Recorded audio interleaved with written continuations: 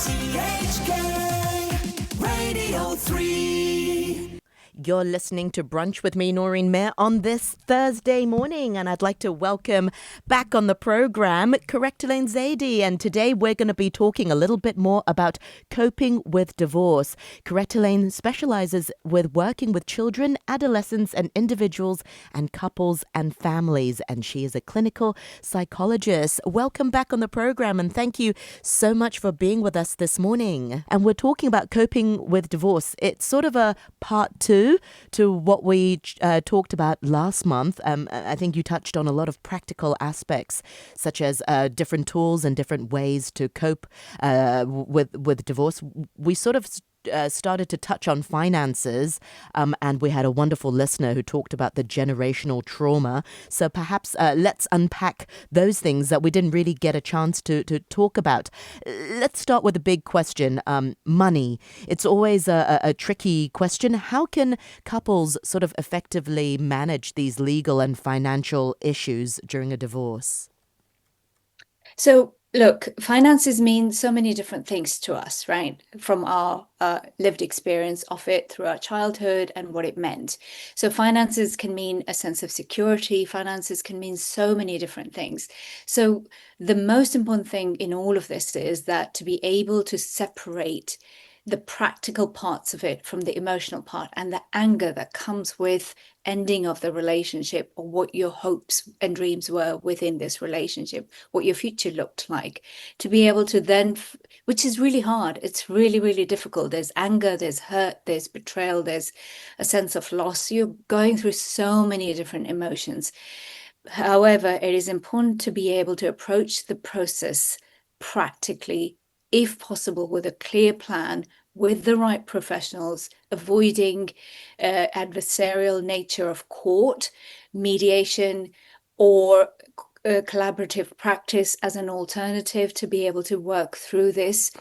So because decisions that are made in the heat of anger to hurt the other party or get back at somebody, or to be able to feel that sense of relief, usually is not the best interest of yourself or your children. So being transparent about assets, debts, focusing on fairness rather than winning can reduce conflict significantly. Anything that helps with that is going to be able to help people move forward with a difficult transition of life.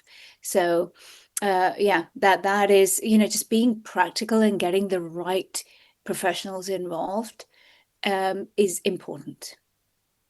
You took the words right out of my mouth. No, I wasn't going to say half as eloquently as you have, Quratulain. I really love the way that you emphasized on choosing the right professional to sort of coach you and to help you along the way. Choosing the right divorce lawyer or professional is so important in all of this. I suppose you've seen sort of all spectrums of divorce, from amicable divorce to perhaps more nasty ones, and it can be a very traumatic and just very tough situation to navigate. What sorts of thoughts do you have on that? How do you choose one wisely to fit your own family needs?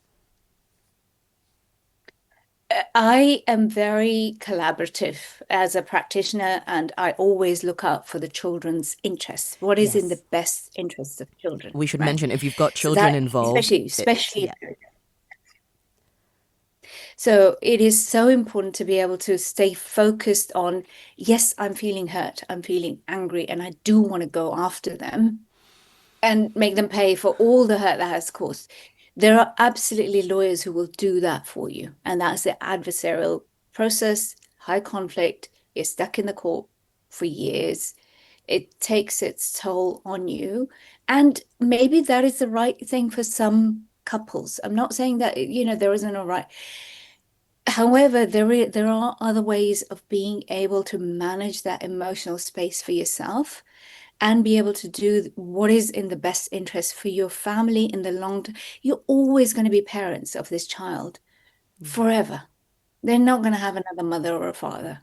And to be able to look at it from their perspective, that they have to reject one or choose the other one, or make those choices consistently for the rest of their life, is also a very very challenging time for them. So I always recommend go and meet the one who's going to be great at going for the jugular in the court. And here's somebody else who's going to be, and there are others some other options as well. And whatever is the right fit for you. However, I always encourage try to avoid adversarial court proceedings. It's not healthy in the long term for anybody. Just protects your peace a little bit. I'm so glad you mentioned, because you're always going to be parents to that child. I'll give you an example. I know someone whose their parents divorced when they were little, and it's still a thing. They'll go. I remember when she talked about her wedding. She was really dreading her own wedding, which was supposed to be perhaps one of the happiest days of her life. But the Agreed. parents had to sort of see each other again, and she felt stuck in the middle. And I suppose this brings me to my next question. That generational trauma, that same feeling of being stuck in the middle comes back to that child, even if they are Yeah. adults. Let's talk about that. Yeah. So look, generational trauma it refers to emotional wounds that aren't fully resolved in one generation and are unconsciously passed down to the next. And in divorce, what that looks like is that children inheriting patterns of mistrust, fear of abandonment, conflict avoidance, being the peacemaker in the example that you've just given, from their parents' experiences and their lived experience of that separation, right? It's happening. It's going to happen. There's no avoiding the separation and the divorce. Why not just try to make it a little bit easier for everybody so that it isn't, translated for example, your friend, right? That she still has to think about, oh my God, the two of them are coming, right? I mean, try to put that aside as a parent because the child didn't do anything wrong in this, right? It is about being able to remember that the way the divorce proceeds and the lived experience that children have of that, it's the conflict that impacts them. It's not the act of getting divorced or separating. It is the Absolutely. lived emotional experience of it, right? How can that sort of affect how can that sort of generational trauma affect a child's perception of a relationship, and how, maybe intimacy, and how they engage in their future partnerships? Because you see how your parents have acted towards each other. Perhaps that's not the best way, but it's sort of stuck in your head a little bit, how to react and Yeah, and be look, yeah, defensive.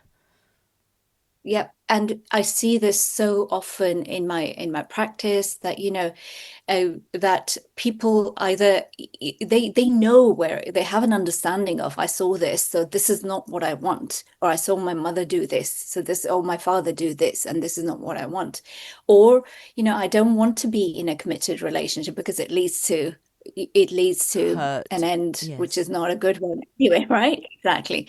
And either it's that I don't want to commit to anything, or it is a tendency to cling tightly to the relationship because they believe that relationships are inherently just unstable. So people then tend to overcompensate by being, I'll be whatever you want me to be. Please just stay in the relationship. Please love me. Don't abandon me. Ignoring the red flags of avoiding being alone, or just not committing at all. Because I'm independent, I can look after myself. I don't need anybody else in my life, because I can't rely on anybody. I can't trust anybody.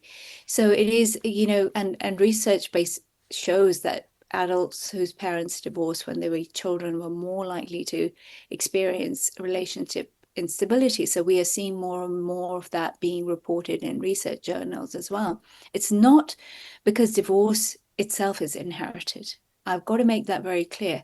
It is because those early experiences and the lived experience of that separation and divorce and the expectations about love and security, Yes. that is what kind of creates that space.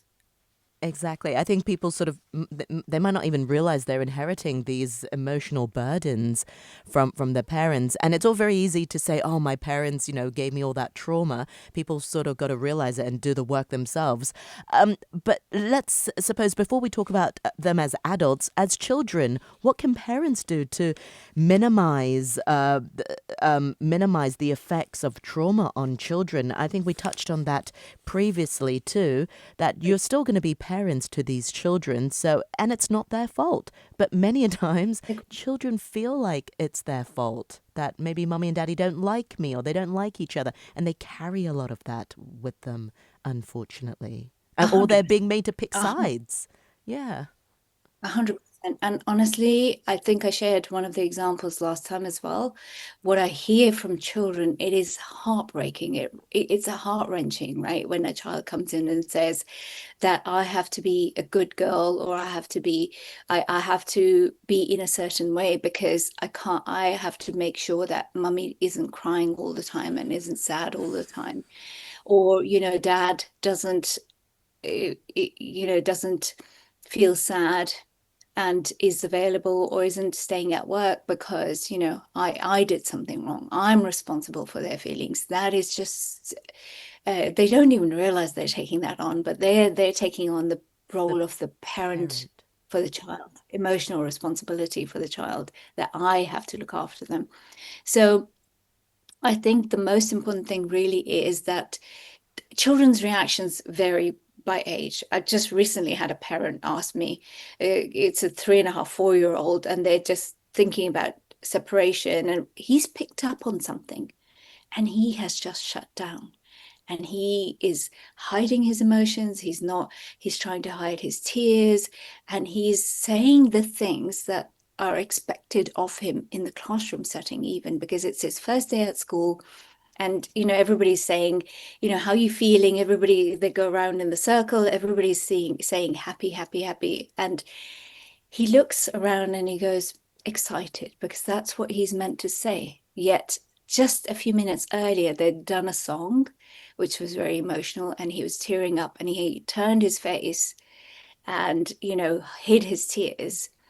And do you see what I mean? So it's just the lived experience of that child. He doesn't have an understanding of what's going on around him. He hasn't been yet informed as to what's going on around, but he's picked up on something. So important thing is, do not underestimate their emotional intelligence. They pick up, they're emotional sponges. They pick up on everything around themselves. And it is important to be able to make sure that they don't blame themselves. So they need reassurance and consistency. And when they feel loved by both parents, and when they have permission to love both parents, they know what to expect and they adapt better. That's the most important part in all of this. What about for children who've experienced their parents' divorce and now they've grown up to be parents themselves? How might that inform their parenting style, and how can generational trauma also be a barrier for them to foster a healthy relationship with their own children? I mean, can it? It may not. Maybe people are very self-aware, but it can also inform some of our the way we communicate with our own children if we ourselves have not seen that healthy pattern of communication. Yeah, no, I think that's a very good question, because I've seen this so often in and various degrees of it. It's the avoidance of the one who was a peacemaker, who shut themselves down, who didn't have the space to be able to, who just avoided, right? And just stayed under the radar, did the right thing, so there wasn't conflict because of them, I know right? someone That like one, that, yeah, that yeah. they've become parents and they never say no to their children because they are so scared of their children not loving them. Those were the words. And I had to step in and say, That's not true. Your children are going to love you no matter what." In fact, they really like boundaries too. Setting a routine, saying no to them can actually make them respect you too.